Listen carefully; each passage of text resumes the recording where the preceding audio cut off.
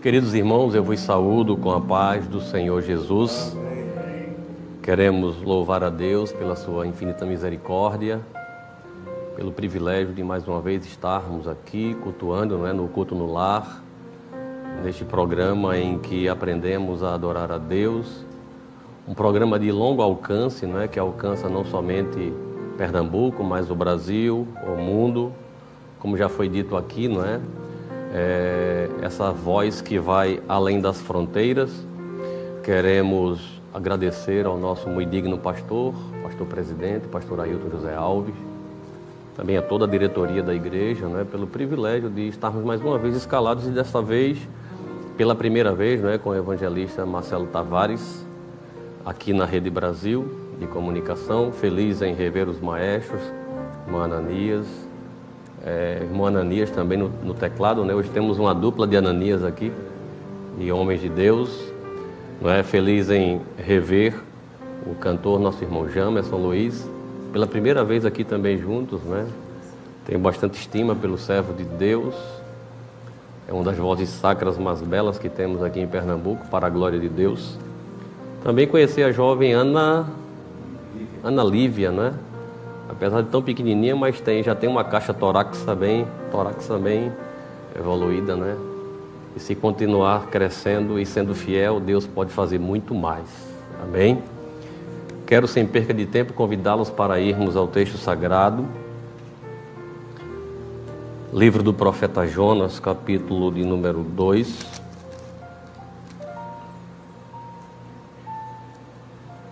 Diz assim a palavra de Deus. E orou Jonas ao Senhor, seu Deus, das entranhas do peixe.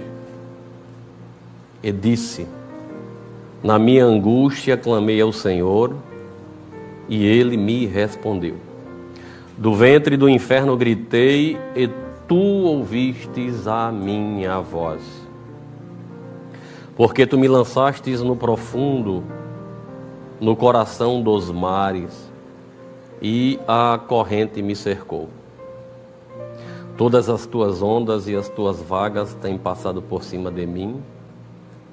E eu disse: lançado estou de diante dos teus olhos. Todavia, tornarei a ver o templo da tua santidade. As águas me cercaram até a alma, o abismo me rodeou, e as algas se enrolaram na minha cabeça. Eu desci até aos fundamentos dos montes. Os ferrolhos da terra corromperam-se sobre mim para sempre, mas tu livraste a minha vida da perdição, ó Senhor, meu Deus.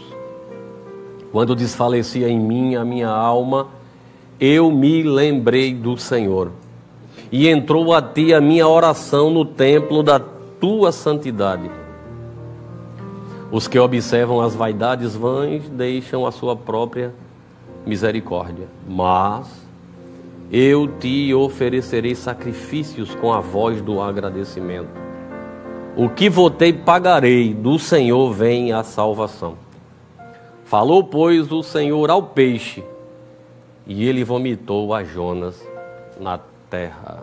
Glória seja dada ao nome de Jesus. Queridos, temos aqui nesse texto uma história singular da Bíblia Sagrada, a história do profeta Jonas. Este livro, que é um livro pequeno, mas de uma profundidade imensa, porque vai falar de um amor singular, único. Vai falar de um amor que perpassa o tempo, um amor que é imensurável, um amor que é capaz de dar a sua própria vida, o amor que é capaz de amar até o próprio inimigo. E obviamente estamos falando do grande amor de Deus. Esse livro tem um propósito específico: mostrar a graça de Deus para com a humanidade, sem olhar credo, religião, povo, raça, tribo, nação. Não importa, estamos falando nesta noite de um Deus que não escolhe A em detrimento de B. Ele não escolheu um grupo específico. O seu grande amor alcançou a todos. O seu sacrifício satisfez o propósito de Deus e o seu sangue foi derramado por todos, de forma que abriu uma porta de escape para a humanidade. E todos aqueles que têm a coragem de abandonar os seus pecados, todo homem que tem a coragem de abandonar o seu eu, todo homem que tem a coragem de esvaziar-se do velho Adão, encontrarão em Cristo guarida, encontrarão amor e descanso para as suas almas. E a mensagem da salvação alcança, como dissemos, a todos. Este é um livro que é escrito por Jonas, filho de Amitai. Esse livro é escrito aproximadamente no ano 785 antes de Cristo, não é? E nos dias de Jonas, ele vai ensinar durante o reinado de Jeroboão II, está lá em 2 Reis, capítulo 14, versículo 23 a 25, que é o 13º rei de Israel e sucede o seu pai Joás. E neste período, a Síria se levanta como a maior potência mundial e toma a cidade de Nínive em 722 a.C. e torna-se a maior potência do Crescente Fértil. Uma nação ímpia, uma nação pecadora, uma nação que tinha uma fama terrível. As suas nações, as quais elas dominavam, elas geralmente lhe cortavam os dedos dos pés, os dedos das mãos, cortavam o nariz, eles arrancavam as crianças do ventre das mães grávidas, e quando tiravam aquelas crianças, eles matavam aquelas crianças e tiravam o seu crânio e faziam pirâmides de crânios. Aquilo passava uma mensagem muito hostil para as nações vizinhas. Demonstrava tanto o seu grande pecado como o seu ódio. E as pessoas que passavam distante, nos muros de Nínive, era comum se ver pessoas empaladas. E era uma das formas mais terríveis de se matar uma pessoa, né? Imagine uma pessoa ser transpassada, não é? Pelo ânus até a sua boca. E aquilo ficava durante dias e semanas, né? Apodrecendo nos muros de Nínive. Quem passava de distante recebia uma mensagem: não toque, não se aproxime, não tente tomar essa cidade, faremos assim com vocês. Além disso, aquela mensagem que eles passavam quando empalavam os crânios, quando faziam uma pirâmide de crânios de crianças, eles estavam dizendo assim: poderemos fazer isso com a próxima geração daqueles que tentarem invadir Nínive. A história vai dizer que possivelmente os pais de Jonas são assassinados por ninivitas. E agora imagine você receber uma ordem para ir a um povo de uma língua diferente, de um costume diferente, uma nação diferente. Mas, além de tudo isso, eu ter que levar uma mensagem de amor para alguém que tirou a vida do meu pai e da minha mãe. É bom sempre refletirmos antes de pensarmos no Jonas profeta, não é? Qual seria a nossa atitude? E Jonas, que o seu nome significa pomba, não é urubu, não é águia, é pomba. Porque o pombo, como nós conhecemos na nossa cultura hoje, é um animal até considerado uma praga, não é? O pombo é considerado uma praga no Ocidente. E, inclusive, as suas fezes são terríveis, né? De forma que há uma bactéria, não é, nas fezes do pombo, que se ela for para o cérebro é quase fatal, não é? É quase fatal. Mas no Oriente, a pomba ela é muito bem querida, comercializada e é usada até hoje como carteiro. Era muito comum nas guerras, e obviamente que o mundo evoluiu ao ponto de que hoje temos as redes sociais, as conexões, não é? Temos satélites, não é? Mas naqueles dias de guerra, não é? Quem certamente levaria uma notícia para um fronte de guerra ou para outra nação, quase sempre era uma pombinha com uma anilha no seu pé, né? E ali ela levava a mensagem. Então observe que na Bíblia nada é por acaso, né? Jonas vai ser essa pomba que vai voar em direção a um povo ímpio, um povo pagão, e vai ali levar uma mensagem de salvação. Quando Jonas recebe aquela mensagem, porque o oráculo vem do céu, Jonas vai levar o que não é dele, e geralmente é assim conosco, não é? Quando abrimos a nossa boca e deixamos Deus nos usar, geralmente temos uma palavra que não é nossa. E Jonas recebe aquela ordem, e a ordem era clara: vá à grande cidade de Nínive, porque o seu pecado chegou às minhas narinas. Mas ainda tem jeito. Se você for lá e levar esta mensagem àquela nação, é possível que eles se convertam, se arrependam dos seus pecados, e se eles se arrependerem, eu poderei salvar uma geração do inferno. Jonas recebe aquela mensagem no seu íntimo, e é interessante dizer, queridos, que a distância, não é? A distância de Nínive, de Jope para Nínive era de aproximadamente 800 quilômetros. 800 quilômetros.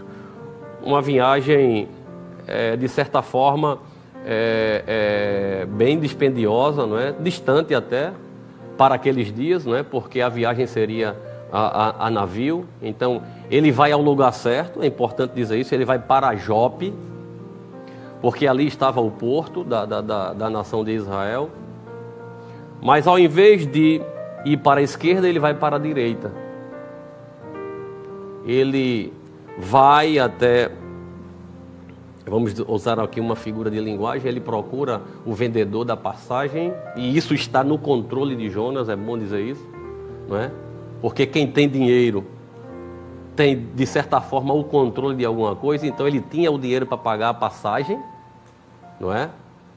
Mas Jonas se esquece de que Deus é o Senhor de toda a terra, porque o judeu tinha esta ideia, e tem até hoje, não é?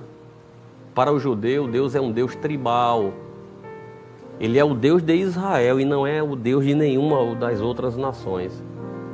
Então Jonas bola um plano, né, estratégico na sua mente. Já sei, ele é o Deus de Israel, ele me vê aqui, mas se eu cruzar a fronteira de Israel e for para uma nação pagã, logo ele não me verá, porque ele não é o Deus dessas nações.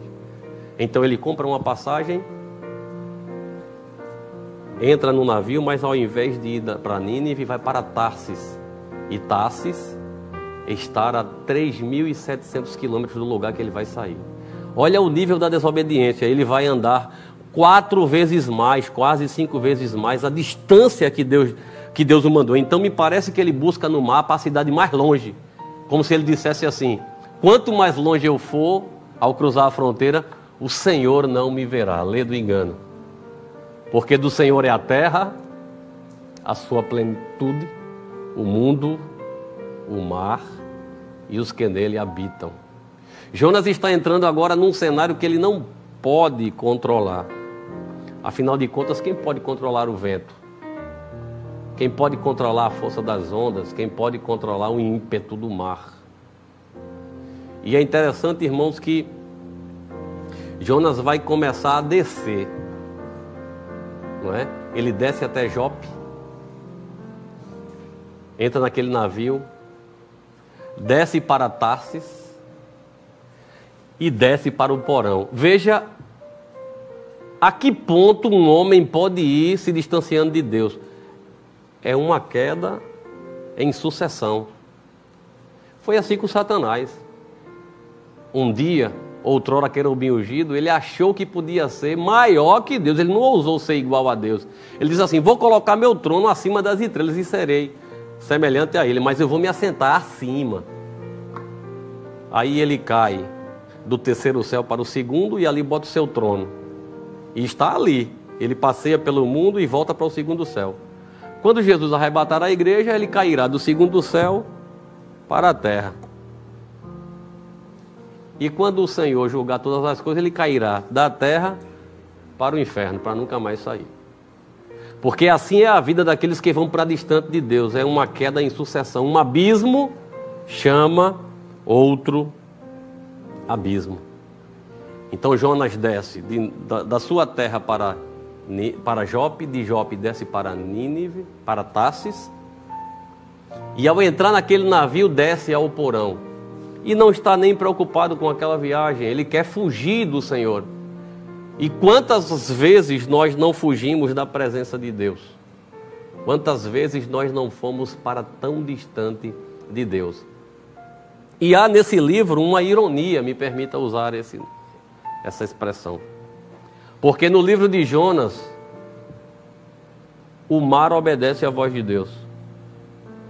No livro de Jonas, as ondas obedecem à voz de Deus. No livro de Jonas, o vento obedece à voz de Deus. No livro de Jonas, um verme ouve a voz de Deus. Mas aquele que deveria ouvir a voz de Deus não ouve. Um profeta prefere não ouvir a voz de Deus. Parece uma ironia, né?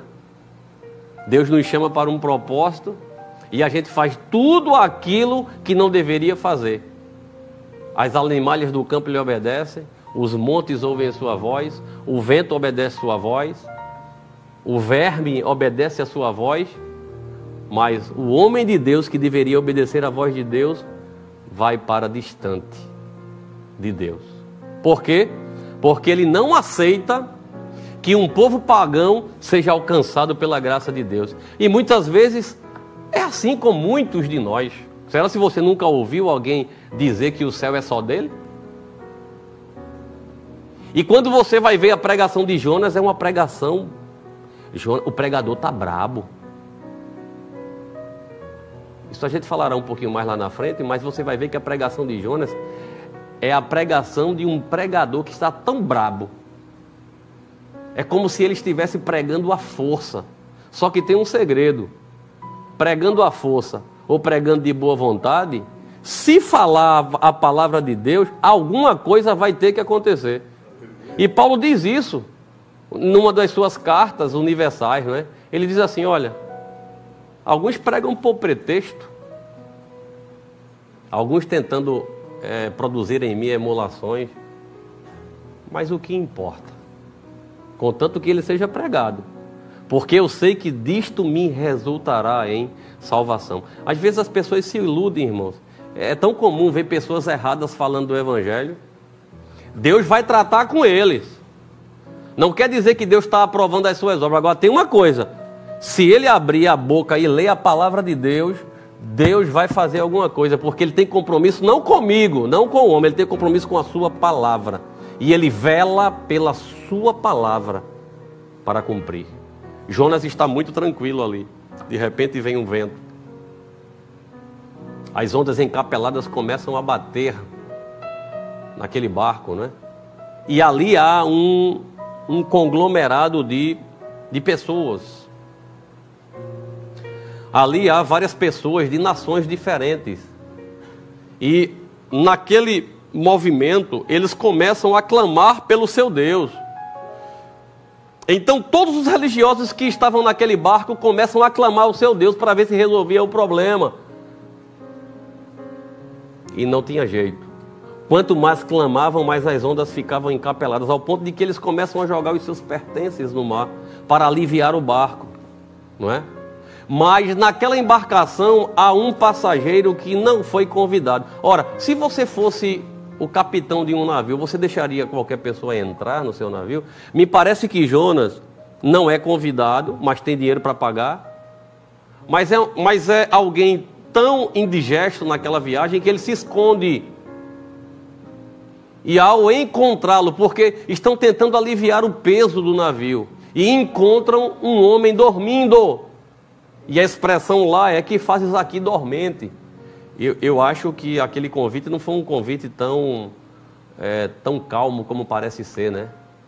Eu acho que alguém chutou Jonas, né? Disse assim: como é que você consegue dormir? O que é que tu está fazendo aqui, dormente?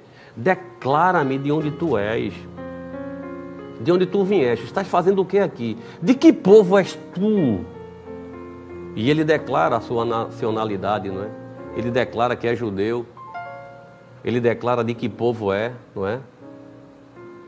E há ali um apelo, não é? Para que ele clame também ao seu Deus. E ele rapidamente resolve o problema. Porque quando a gente não quer, né, qualquer desculpa serve, não é? Quando a gente não quer ir, a gente arruma desculpa para tudo. Às vezes Deus manda um anjo, manda um profeta, manda A, manda B, não é? Moisés disse que era pesado de língua. E Deus começa aquele diálogo. Quem fez a boca do homem, Moisés? E ele começa a insistir com Deus, até que Deus diz assim, tá bom, eu vou mandar o seu irmão com você. Ele vai ser o seu tradutor, uma espécie de... Ele vai ser a sua boca. Ele te será por profeta e tu serás por Deus. Mas você vai ter que ir. Até que Moisés vai. Mas veja, irmãos, que nunca é fácil falar deste amor, não é?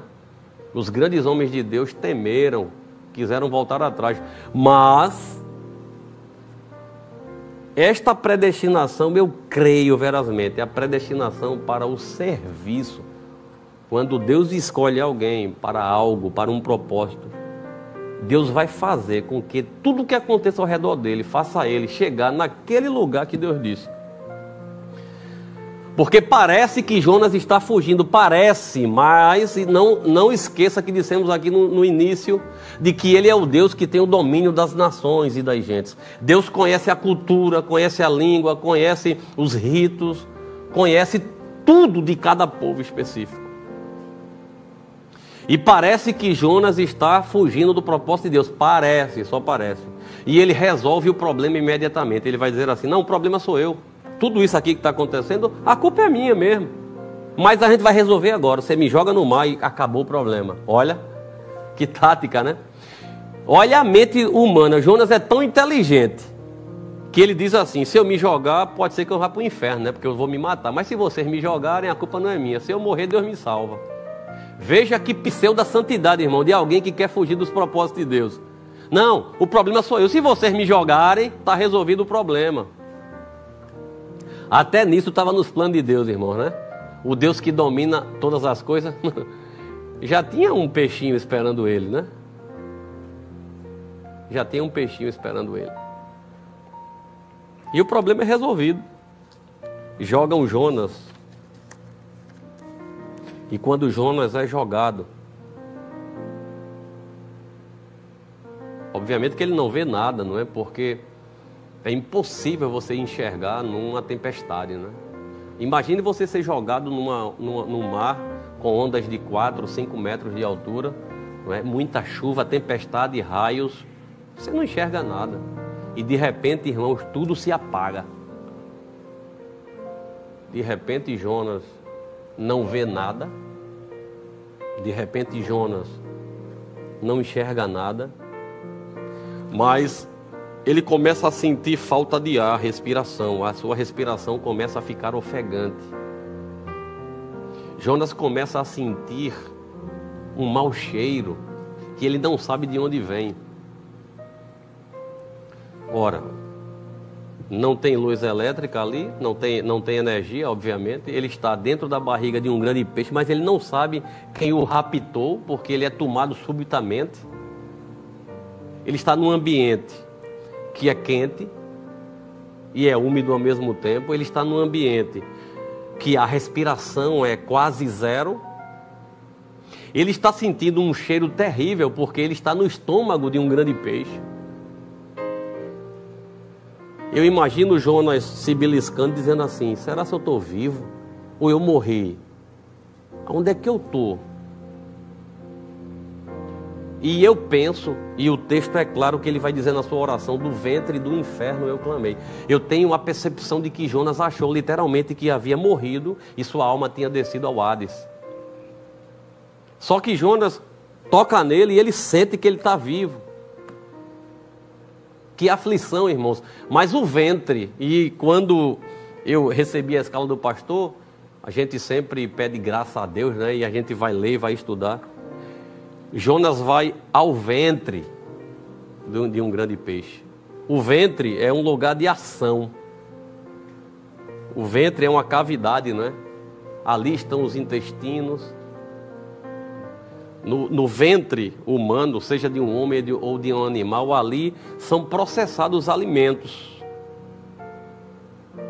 Então o ventre tem o poder de receber algo, digerir e processar. aquilo que é bom vai ser tirado e vai ser levado para o corpo como as vitaminas, né? O que é ruim ou o que não pode se aproveitar vai ser eliminado através das fezes. E esse processo é feito no ventre. O ventre é um lugar de transformação. O ventre é um lugar de separação. Mas o ventre é o lugar da vida também. É ali que uma mulher grávida recebe um filho no seu útero. É ali que uma criança ela passa a ser gerada. Eclesiastes de Salomão, no capítulo 11, versículo 5, vai dizer assim: assim como tu não sabes qual o caminho do vento, nem como se formam os ossos no ventre da mulher grávida, assim também não sabes as obras de Deus que faz todas as coisas. No livro do Gênesis, capítulo 3, versículo 14, quando Deus quis humilhar uma serpente, ele disse assim: sobre o teu ventre rastejarás, e pó comerás todos os dias da tua vida. Veja que temos ações aqui para o ventre, positiva e ação negativa. Jeremias, no capítulo 1, versículo 5, Deus disse a ele: olha, antes que tu te formasse, antes que eu te formasse no ventre da tua mãe, eu te conheci e as nações te dei por profeta. E o salmista, no Salmo 22, verso 9 e 10, ele vai dizer, e ele diz para nós esta noite: mas tu és o que me tirastes do ventre,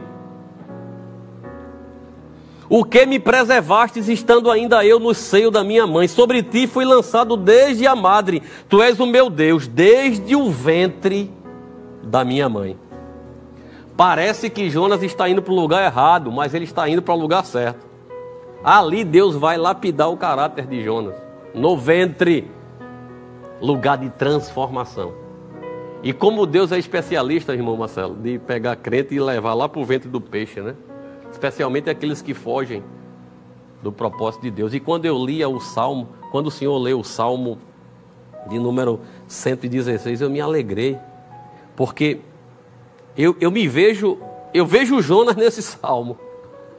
E eu dizia: Senhor, confirma a tua palavra. E quando ele leu, olha o que o salmista diz. Talvez, quem sabe, Jonas não recitou esse versículo lá no ventre do peixe. Cordéis da morte me cercaram. Aí ele vai dizer: angústias do inferno se apoderaram de mim. Encontrei aperto e tristeza. Então invoquei o nome do Senhor, dizendo: Senhor, livra a minha alma. Piedoso e misericordioso é o Senhor, Ele é justo em misericórdia. O Senhor guarda os simples. Estava abatido, mas Ele me livrou. E Ele vai dizer: volta a minha alma. É como se Ele dissesse: não fuja de mim, alma minha, porque Tu, Senhor, livraste a minha alma da morte, os meus olhos da lágrima e os meus pés da queda. E quando Jonas está naquele momento grande de dor, de aflição, quando Jonas está ali sendo esmagado, né, podemos dizer assim, por aquele peixe, ele se lembra de uma tática infalível, porque quem é crente, irmãos, não esquece. E eu sei que eu estou pregando nesta noite para um monte de crente assim, ó, que foi para distante de Deus. Pessoas que Deus fez planos, pessoas que Deus revelou propósitos ainda no ventre, não é? E disse coisas tão belas ao seu respeito, e você foi para bem distante de Deus. Você tomou o caminho de Jonas. Mas nesta noite, o grande peixe do Senhor te pega pela palavra. Nesta noite, o Espírito de Deus te busca onde tu estás e te faz te lembrar das promessas. Você foi para muito distante de Deus, então não importa, Ele está lá. Ele é o Senhor da terra. Tem pessoas que fogem, querendo fugir da presença de Deus, né? Vão morar no exterior, passam 20 anos fora. Quando voltam, o problema está lá. O problema vai com ele e o problema volta, porque problema se resolve resolvendo. E aqui está aquele que é poderoso para resolver todos os teus problemas. Jonas está naquele momento de dificuldade, na barriga daquele peixe, e ele se lembra de como é bom servir ao Senhor. Jonas começa a se lembrar do tempo que ia ao templo adorar o Senhor. Glória a Deus. E ele faz uma oração sincera: Queridos, a oração mais simples que você fizer agora, se ela for verdadeira, ela te livrará do inferno. Jonas ali, buscando respiração. Ele diz, as águas, estou lançado de diante dos teus olhos. Todavia, aí, ele se deixa usar pelo Espírito de Deus. Ele usa uma palavra profética. Todavia, tornarei a ver o templo da tua santidade. Ele começa a se lembrar do tempo que subia para adorar. Pare para pensar a sua infância na casa do Senhor. Quando Jesus te batizou com o Espírito Santo, cantando lá nas criancinhas. Quando tu pegava os ônibus e cruzava as fronteiras de Pernambuco para ir para os congressos jovens. E Deus usava a tua vida. Eu quero trazer à memória nesta noite aquilo que te pode dar esperança. Sabe o que foi que ele se lembrou? Do tempo que ia adorar o Senhor. Ele lança a sua voz. E ele disse, as águas me cercaram até a alma. O abismo me rodeou e as águas enrolaram na minha cabeça. Eu desci aos fundamentos dos montes. Os ferrolhos da terra correram-se sobre mim. Mas tu livraste a minha vida da perdição, ó Senhor meu Deus. E Jonas é um personagem tão forte, né? Que o próprio Jesus vai provar que ele é um personagem histórico. Ele não é uma analogia, ele não é um símbolo. Ele viveu, ele desceu aos fundamentos da terra. Mateus capítulo 12, versículo 40, Jesus vai dizer, pois assim como Jonas esteve 3 dias e 3 noites no ventre de um grande peixe, assim estará o Filho do Homem 3 dias e 3 noites no seio da terra. E quando ele estava perto da morte, no verso 7, ele diz assim, quando desfalecia em mim a minha alma, ele estava dizendo assim, olha, nos acréscimos, vamos usar uma expressão aqui esportiva, nos acréscimos do segundo tempo, quando eu estava pertinho de perder a vida, eu me lembrei do Senhor, glória a Deus. Quando eu estava perto de perder a minha vida, eu me lembrei de papai. E entrou a minha oração no templo da tua santidade. Jonas está quase morrendo e ele faz uma oração sincera. E ele puxa a respiração e diz assim, Senhor, tem mais, Senhor. O que eu estou te prometendo eu vou fazer. O que eu votei, pagarei, porque somente de ti vem a minha salvação. Pronto, irmão, foi o segredo. Quando ele disse isso, o peixe vomitou Jonas. Agora pense numa viagem, irmão. Aquele que deveria andar 800 quilômetros vai agora fazer uma viagem mais longa de 3.700 quilômetros. E vai andar muitos dias no deserto, porque Nínive não era cidade costeira, mas ele vai. E quando ele chega ali, ele anuncia a palavra da salvação. O texto diz que Nínive era uma cidade muito grande, caminho de 3 dias. E saiu Jonas, caminho de 1 dia. Me parece que Jonas ainda está reticente. Eu já vim até aqui, eu vou falar. É 3 dias para pregar, eu vou pregar 1 dia só. Se alguém ouvir, eu vou pregar 1 dia só. Queridos, a tradição judaica e a história da cidade de Nínive diz que a principal entidade de Nínive, existia Dagon também, mas Nanché era a principal entidade demoníaca, podemos dizer assim, porque aquilo era um ídolo, era um homem com cabeça de peixe, e o próprio nome de Nínive quer dizer cidade banhada ao peixe, cidade de peixes, tem a ver com o seu nome. E nos anais de Nínive havia uma profecia naquela cidade de que um dia um grande homem se levantaria e traria uma mensagem, e este homem sairia da boca de um peixe. Olha o Deus que tem domínio nas nações. Ninguém poderia entrar em Nínive. Os flecheiros acabavam com qualquer um. De longe alguém morria antes de chegar nos muros. Mas se alguém sai da boca de um peixe, ninguém toca nele, ele tem uma mensagem para a cidade. Isso fala do Deus que tem o domínio. E eu sinto uma direção de Deus para dizer algo, evangelista Marcelo. Há pessoas, há uma mãe do outro lado, aflita, porque o seu filho está numa nação pagã, está distante de Deus, está sendo ameaçado, mas nesta hora, um anjo do Senhor visita o teu filho. Nesta hora, Deus está dando livramento de morte nas nações pagãs que você nem conhece. Agora tem anjos descendo e cortando laços pela fidelidade de alguém aqui em Pernambuco que está orando por um filho que está numa nação ímpia. Deus está indo agora lá e alcançando o teu filho. Deus está entrando numa nação pagã que ninguém conhece por amor do nome dele. E está quebrando laços do demônio nesta noite. Jonas estava com medo ainda. Jonas se aproxima devagar e diz assim: eu quero morrer não, meu papai já morreu, mamãe já morreu.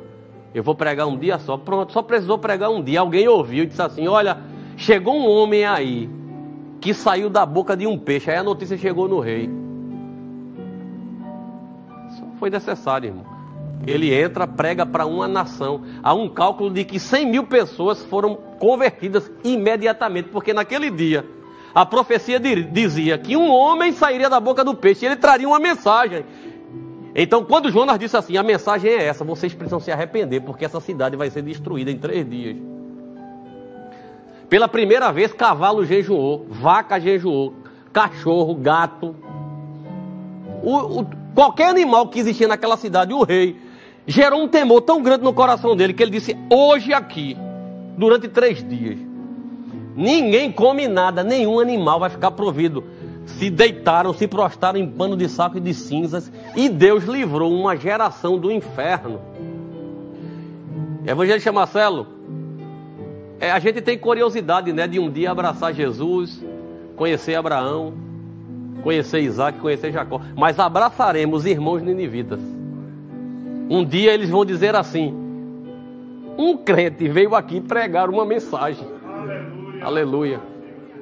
E nós ouvimos aquela mensagem. Haverá uma geração de ninivitas que nos abraçaremos na eternidade. E esse amor alcança a tua alma.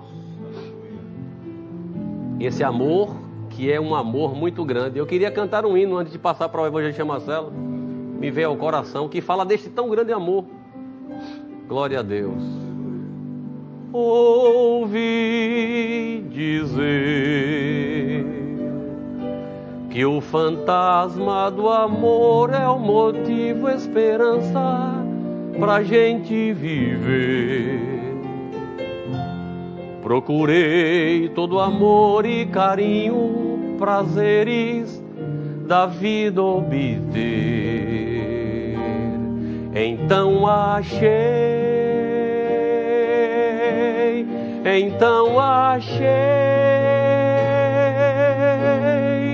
o amor,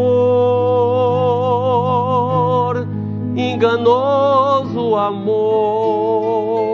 Vem para Jesus nesta noite. Cristo, que amor verdadeiro,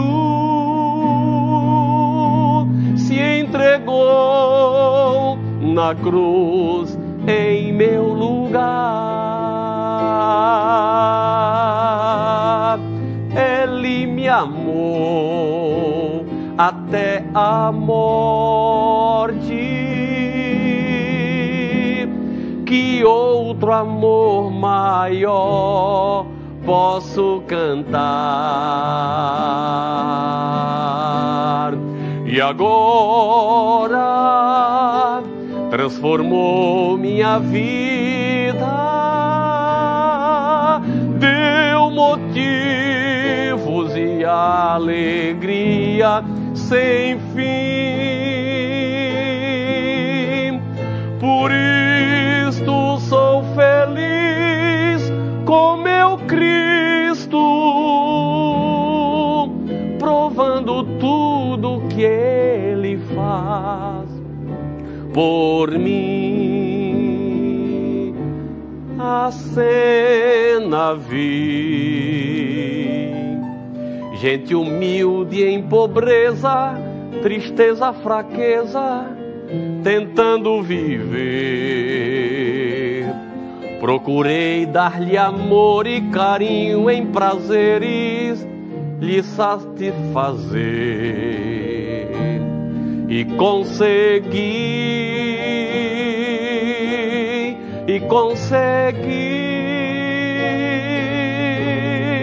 o amor, enganoso amor. Cristo, que amor verdadeiro, se entregou na cruz em meu lugar. Ele me amou até a morte. Que outro amor maior posso cantar? Agora transformou minha vida,